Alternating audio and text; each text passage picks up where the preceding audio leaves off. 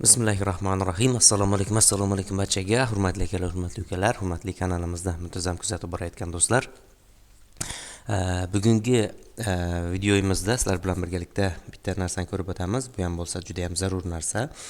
Mana shunaqa muammo bilan juda ko'pchilik menga murojaat qilgan. Yaqinda yana bitta muammo bo'lyapti. Ya'ni, misol uchun men hozir bitta kanalda monetizatsiyasi o'chgan kanalni holatda ko'rsatyapman. Mana misol uchun balansda $30 pul bor deyapti.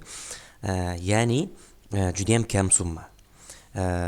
Nima bo'lgan? Auditoriyamiz kanalimizda bizni qaysi davlatdan ko'rilayotganligi, kanalimizning daromadi o'shandan kelib chiqadi. O'sha qaysi davlat, qanchalik Amerika taraflar, o'sha Koreya, misol uchun Malayziya, mana shu davlatlardan ko'proq ko'riladigan bo'lsa, kanalimizning daromadi ancha baland bo'ladi. Shuning uchun ko'pchilik kanallarda bo'layotgan muammo nima? Misol uchun aynan O'zbekistonda turib kanal yurgizyapti-da, lekin amerikanskiy yo'nalish tanlayapti, amerikanskiy yo'nalish qilyapti, lekin boshida misol uchun kanal yaxshi ketyapti, daromadi ham yaxshi, monetizatsiyaga ulab, ancha yurgizib qo'ygandan keyin kanalni ko'rilayotgan davlatlar O'zbekiston birinchi o'ringa chiqib ketyapti. Men mana hozir o'zimni kanalim bor, mana bu kanal o'zimni misol uchun YouTube Expert kanalim. Mana shu kanal misolda ko'rsatyapman. Mana auditoriya bo'limiga bosgandan keyin mana analitika, auditoriya bosgandan keyin mana men pastroqqa tushiladigan bo'lsa, mana bu yerda mana O'zbekiston 68.4% turibdi menda. Chunki mana shu kontentlarim o'zbek tilida, aynan shu mana shu O'zbekiston uchun mo'ljallangan bo'lgani uchun menda to'g'ri turibdi, yaxshi. Mana Rossiya, Tojikiston, Niderlandiya, Chexiya, har xil boshqa joylardan ham bor. Lekin mana shu pul ishlash uchun bu birinchi o'ringa turgani juda yomon hisoblanadi. Juda yomon hisoblanadi. Kanal egalari menga murojaat qilishyaptiki, nimaga o'z-o'zidan men hech narsa qilmadim-ku?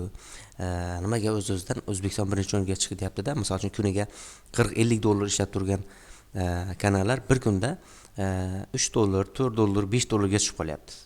10 barobar daromadi kamayib ketyapti. Shuni sabablarini nima qilamiz? Birgalikda ko'rib o'tamiz.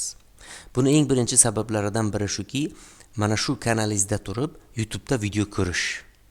YouTube'da video ko'rish bu eng yomon narsa hisoblanadi. Aynan mana shu akkaunt, mana shu profil bilan. Shuning uchun hech qachon YouTube'da pul ishlamoqchimisiz, demak o'sha YouTube kanalingizni alohida Google akkauntlarda kiradigan qilib qo'yish kerak bo'ladi. Ikkinchi sababi buki, misol uchun juda ham ommalashib ketgan yo'nalishlarni videolardan joylash. Misol uchun mana juda ommalashib ketgan videolar bor, yo'nalishlar bor. O'sha yo'nalishlardan joylaydigan bo'lsangiz, buni boshqa kanallar qanday ishlayapti ekan deb turib, o'sha O'zbekistonda turgan insonlar ko'radi va rekomendatsiya sizga misol uchun 10 ta, 15 ta, 20 ta odam ko'rgandan keyin sirazi O'zbekistonga burilib ketadi rekomendatsiya. Shuning uchun mana shu narsalardan oldin olish kerak. Keyin yana bir narsa, misol uchun kompyuterda va telefonda ham ikkita akkaunt bo'ladigan bo'lsa, misol uchun shunaqa vaziyat ham bo'lib qoladiki, kompyuterda hech narsa kirilmagan, ko'rilmagan, zo'r turibdi, lekin telefondagi akkauntdan video ko'rib qo'yilgan. O'zbekiston videolari ko'rilgan. Bir kun 3-4 marta video ko'rilsa bo'ldi, yetadi. O'shani o'zi sirazi auditoriyani O'zbekistonga burib yuborishga bemalol yetadi. Shuning uchun juda ham ehtiyotkor bo'lish kerak. YouTube'dan video ko'rmaslik kerak. Telefonda bo'ladigan bo'lsa, telefonda o'sha akkauntingiz yoki kompyuterda bo'ladigan bo'lsa, kompyuterda ko'rmaslik kerak. Oldini olish uchun albatta bu ishlarni qilish kerak. Endi muammo mayli bo'ladigani bo'libdi. Hamma narsasi nima deydi, kanalimiz mana shu ahvolga kelibdi. Endi nima qilsa bo'ladi? Albatta bu kanalni bo'ldi, O'zbekiston bo'ldi deb tashlab yuborilmaydi. Albatta o'sha Amerika vaqtida video yuklashni, videoni yanada idealniroq qilib, yanada o'sha nomlarda, teglarda misol uchun amerikanskiy yurib turgan kanallardan namunalar olgan holatda yanada rivojlantiriladi. Albatta mana shunday qilinsa, vaqt o'tishi bilan buni albatta qaytarsa bo'ladi. Birdaniga qaytmaydi, baribir. Vaqt o'tishi bilan yana o'sha Amerikan yo'nalishlarini o'ziga jamlab oladi. Faqatgina o'sha muammosi mana shu qaytib olguncha ancha kanalingizni nimasi tushib turadi, daromadi pastroq bo'lib turadi.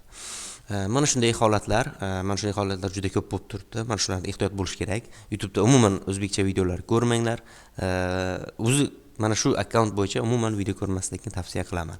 Video ko'rilmasin va Amerika vaqti bilan video yuklashni, Amerikacha yo'nalishlardan, imkon qadar qiyinroq yo'nalishlardan tanlashni tavsiya qilaman. Yengil, yelpi, oson bo'ladigan, tez bo'ladigan yo'nalishlarga uchmaslik kerak.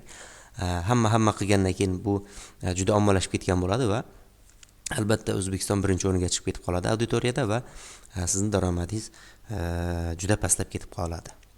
Bugun ko'rib o'tmoqchi bo'lgan narsalarimiz mana shulardan iborat edi. Keyingi videolarda ko'rishguncha xayr, sog' bo'ling, salomat bo'ling.